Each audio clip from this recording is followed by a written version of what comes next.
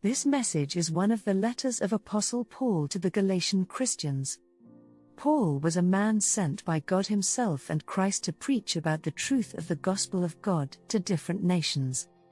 Most of his messages based on salvation by grace through faith and focusing on God as the ultimate point of every aspect of life.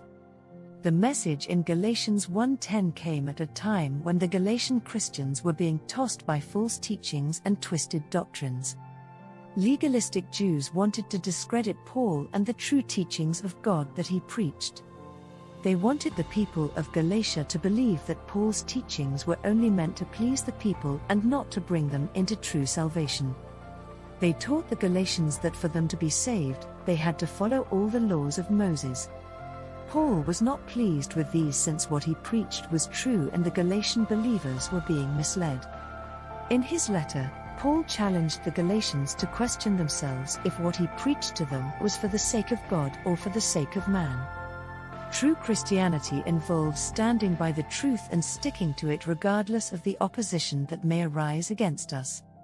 A true Christian life involves seeking what pleases God, and not what man wants.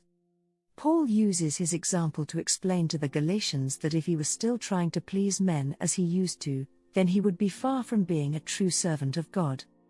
He changed his ways so that he could be able to please God alone.